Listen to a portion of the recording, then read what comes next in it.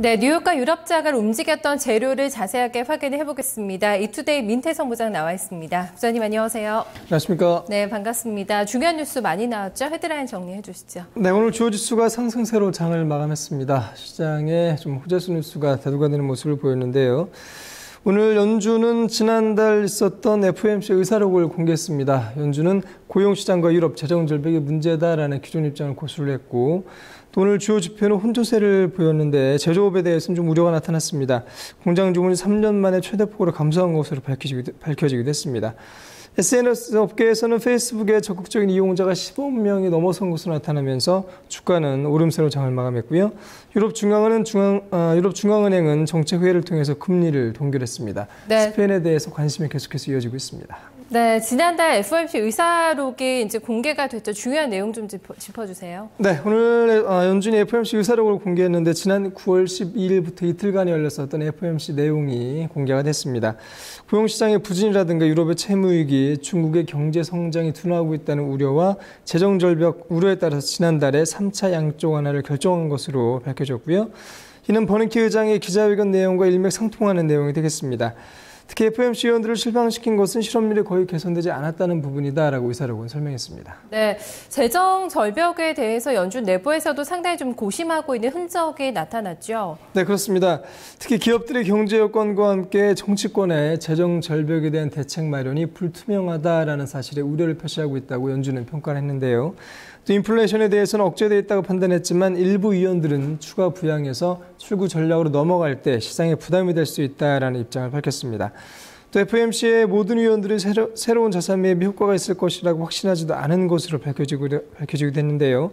연준은 이와 함께 실업률에 대한 목표치를 제시하는 방안도 고려하고 있는 것으로 밝혀지기도 했습니다. 네, 오늘 또 미국에서 여러 가지 지표가 나왔습니다. 일단 제조업 경기에 대한 우려감은 좀 여전한 것 같아요. 네, 그렇습니다. 최근에 호전된 모습을 보였던 제조업 지표가 오늘은 썩 좋지가 못했습니다.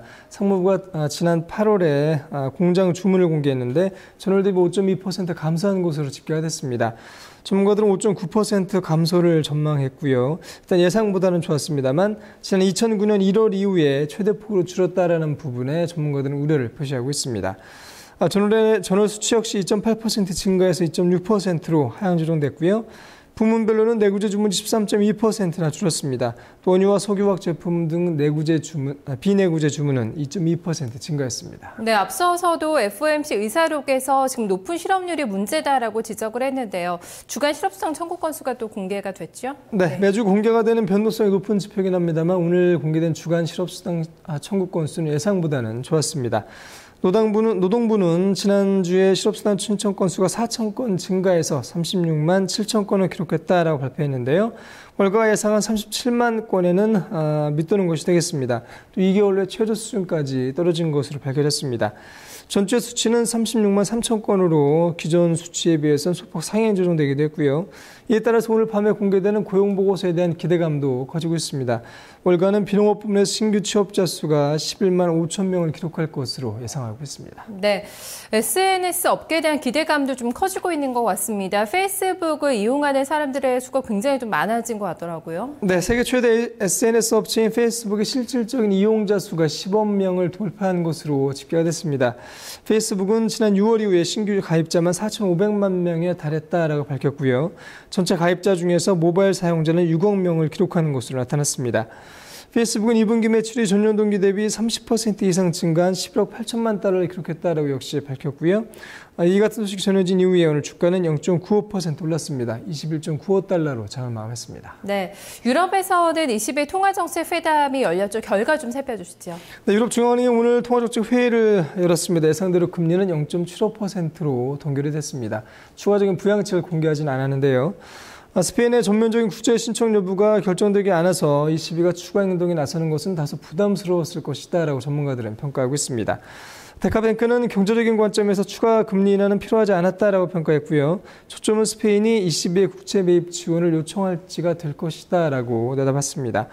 오늘 역시 정책회의를 가졌던 영란은행 또한 0.5%로 금리를 동결했습니다. 네, 스페인은 계속해서 이 전면적인 구제 금융까지는 가지 않겠다라는 입장을 밝히고 있는데요. 이 재정 감축에 대한 회의론도 좀 짙어지고 있죠. 네, 유럽연합 당국이 스페인이 내는 예산안에서 밝힌 재정 적자 감축안에 대해서 상당히 회의적인 입장인 것으로 밝혀졌습니다. 오늘 올리렌 EU 경제통화담당 정책 담당 집행위원이 이달 초에 루이스 데 균도스 스페인 재무장관과 만난 것으로 밝혀졌는데 이 자리에서 내년 재정 적자를 GDP 대비 4.5%로 줄인다는 목표는 지나치게 낙관적인 것이 아니냐라는 입장을 밝힌 것으로 전해졌습니다. 스페인 정부는 지난달 27일 정부 지출을 400억 유로 줄이는 것을 골자로 한 내년도 예산안을 공개한 바 있습니다. 네, 스페인 소식까지 잘 들었습니다. 고맙습니다. 감사합니다. 네, 오늘 시장을 움직였던 주요한 헤드라인 뉴스를 좀 정리를 해서 살펴봤습니다. 어떻게 반응이 나왔는지 자세하게 들어가서 종목과 업종별로 흐름을 짚어보고 어떤 상품 시장의 마감 동향까지 묶어서 보겠습니다. 김민지 기자입니다.